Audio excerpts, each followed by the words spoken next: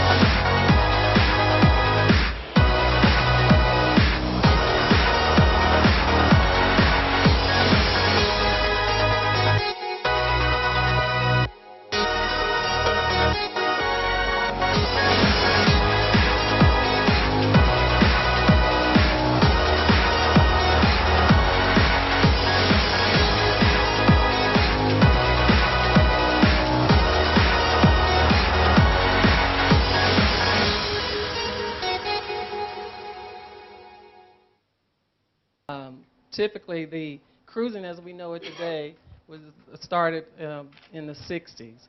We are very close to very exotic locations, the Bahamas, the Caribbean, Panama, Mexico, and beyond. We are in the heart, as you've heard already, we're in the heart of the city of Miami, and there's so much to offer.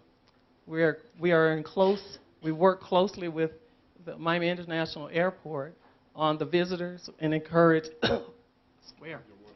and encourage okay, I'm sorry, I've got terrible tickle. We work very closely with Miami International Airport with our cruise passengers, many of which they come for cruises and they stay over 2 to 3 days before or after their cruises. Can you click? Can you click for me?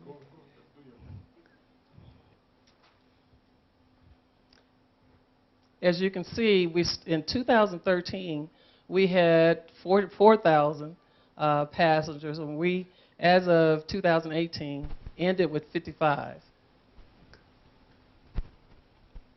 And excuse me. And in 2019, we expect to have welcomed over 6.6 million passengers to the port. Click. Who has the clicker?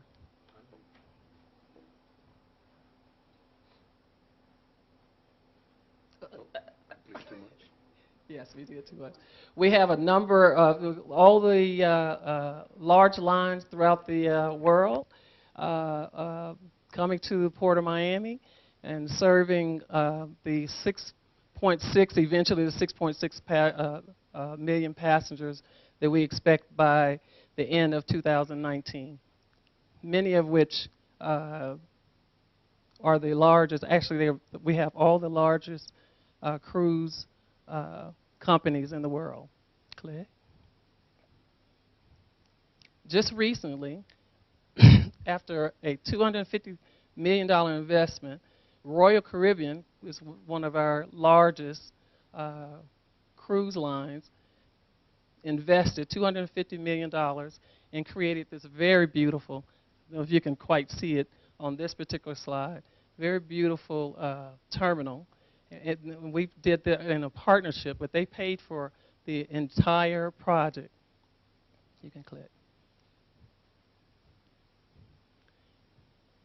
Norwegian, because they saw the investment that Royal put in, and they wanted to have, they did not want to get a box. They didn't want to create a box for a terminal, and they created this unbelievable, it's a very beautiful structure that is going to open in 2020. Now that is financed through Miami-Dade County as well as Norwegian. Norwegian is paying anything over the cost of anything over the $100 million that we committed. Who knows Virgin? Virgin Brands. Virgin Brands. So Virgin is getting into the cruise business. So yeah, so they made a decision to get into the cruise business, and we were lucky enough to be the first of home ports that they decided they would not only bring one ship, but they're bringing 2 ships, and they will start that cruising that line in 2020 as well. We're very excited about the partnership with Virgin as well as with Norwegian, and we see several other companies coming in, which we cannot name right now, but we have, everyone wants to be in Miami. Everyone wants to have a beautiful terminal. This is the Virgin design that they've submitted, and we look forward to that opening. I can click.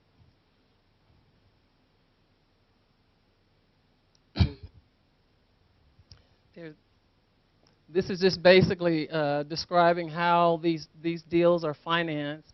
Some of the projects, when we open a terminal, Miami-Dade County pays for the entire project. They also have where the cruise lines pay a portion of it, and we pay a portion, and we operate the facility.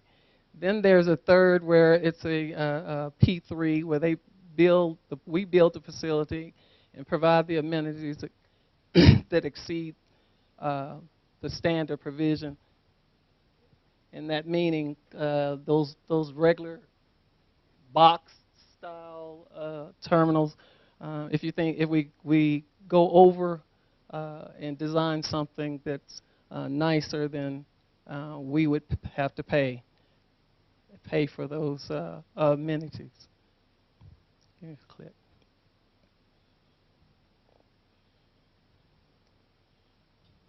Oh, there was a point that I missed that was very important. Many of our contracts, in order to get those cruise lines to agree to these type of deals, nobody's going to come and spend the kind of money and sign a 10-year deal or a 5-year deal. It's very important that as we negotiate with them, we give the longer the contract, the better for us, because we know that's a very serious commitment that they are going to be there for quite a while. So we are pushing always to try to get at a minimum. It is important to get a minimum of a 30-year guarantee. I think you skipped a.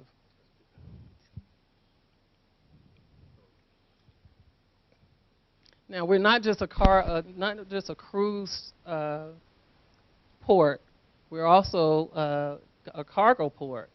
One of the very interesting things, if you visit our port, in many ports you'll come into the port and everything, you'll see the cargo, you'll see the cruise, cruise passengers are on the same roads. Well, in our port, it's a very beautiful separation. And so on the cargo side, we have completed projects that will increase the number of boxes that are coming into our port. We've deepened our channel to 52 feet. We have tunnel that is working very successfully. We purchased post-Panamax cranes. Those cranes, because of the Panama Canal, opening of the Panama Canal, we prepared for that, and we spent, because of our Board of County Commissioners approval, we were able to spend each crane was $9.2 million, and we've now purchased 4 of those, and then 4 more on order.